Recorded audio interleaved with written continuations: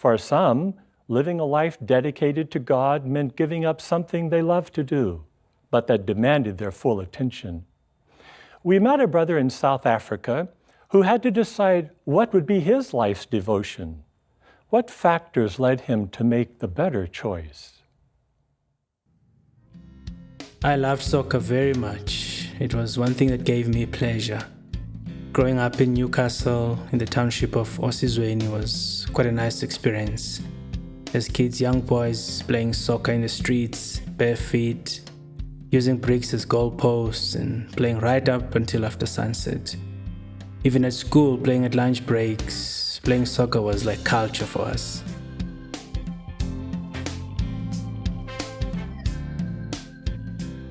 I couldn't see anything else better than soccer. I ended up representing the province and then played for the youth national teams, representing the country, and then got chosen to play professional soccer with one of the local clubs. And then eventually I went overseas to play in different tournaments in countries like Belgium, Netherlands, France, and Germany.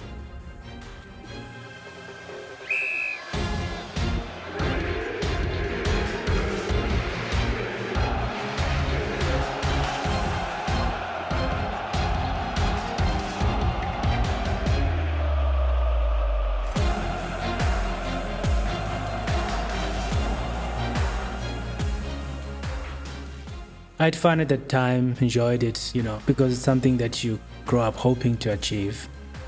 And when it does happen, it makes you happy and proud of yourself. And of course, your family is proud, your community, everyone who worked hard in getting you there.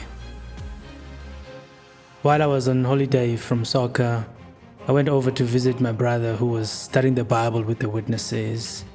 I asked him about it. He explained to me, basically preached to me. And he took me to my first meeting. I was amazed to see so much emphasis in the Bible and looking at young kids, knowing how to look up the scriptures.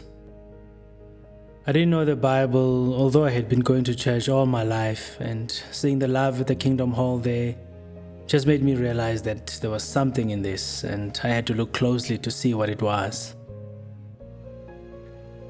Deep personal study, Bible reading, and meditation helped me realize that, hey, Jehovah requires that I put him first, and then professional soccer requires the same thing. Full dedication. What now?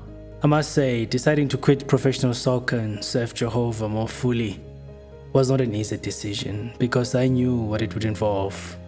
Disappointing my whole family, relatives, friends, my whole community, the whole country.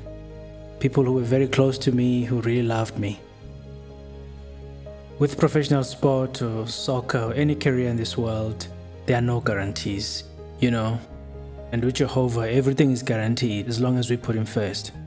And I realized that I had to make a decision to quit professional soccer and put Jehovah to the test and taste and see that he is good.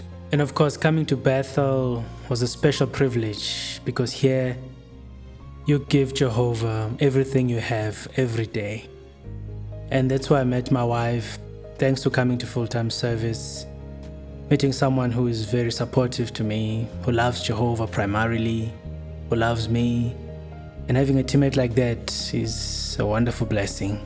Working in the sign language field is a special blessing also. Here, you're teaching deaf people the truth. It's a quiet world for them, and here they see you as a hearing person, and they can see you've worked hard to learn the language, and you introduce them to Jehovah in a special way. You see them growing in the truth, being deaf, understanding that Jehovah understands sign language, he understands their language.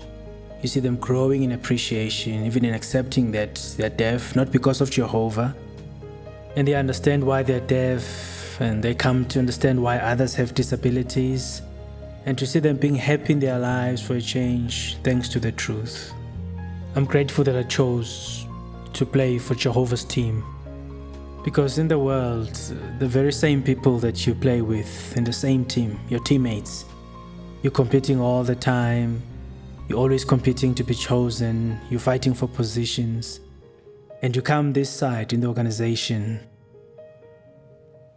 Being with fellow brothers and sisters, we don't compete for Jehovah's approval. Jehovah appreciates each and every one of us.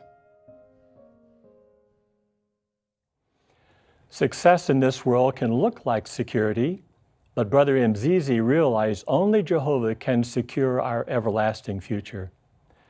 Instead of accepting a high-paying contract in professional soccer, he took the path that enabled him to let his light shine in the ministry and for 10 years in Bethel service.